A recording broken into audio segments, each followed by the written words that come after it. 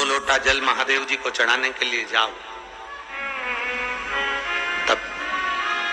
3 चीजें अपने अंदर धारण करना। पहले नंबर का तो 2 लोटा जल जब घर से लेकर जाओ तो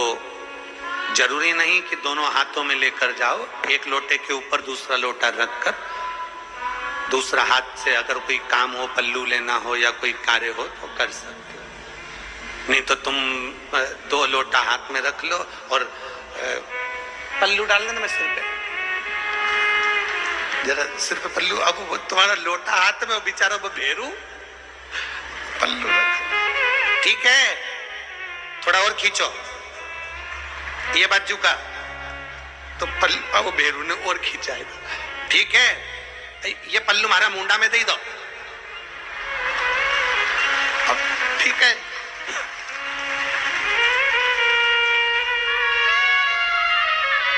और थोड़ी दूर चली और याद आ गया, ओ बाप,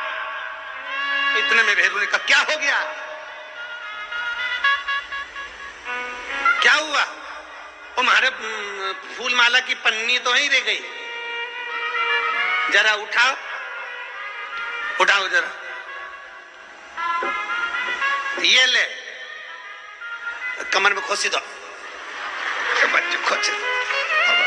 कमर में पन्नी। और कैलाश पर्वत पे जाके रहूंगी भोले को अपना, अब पति भी के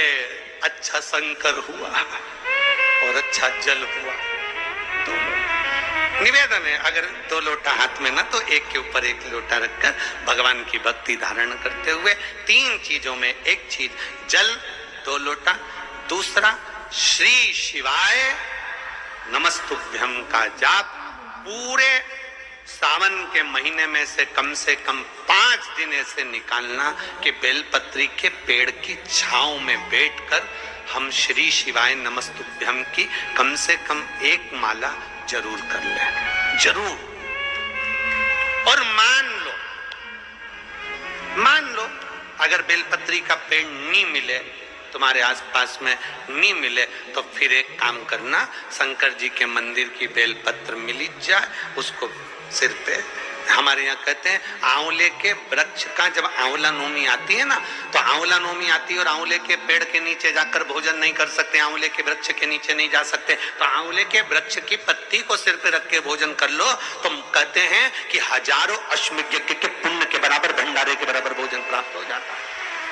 आंवले के वृक्ष की पत्ती, तो वो बेलपत्र भी मस्तक पर बाबा को प्रणाम कर कर फिर वही बेलपत्र का आनंद करते हुए भाव से उस बेलपत्र को मात्र शीश से लगाई लिया ना, मस्तक पर चढ़ाई लिया ना, तो भी भगवान की विरल भक्ति प्राप्त हो सकती अभी।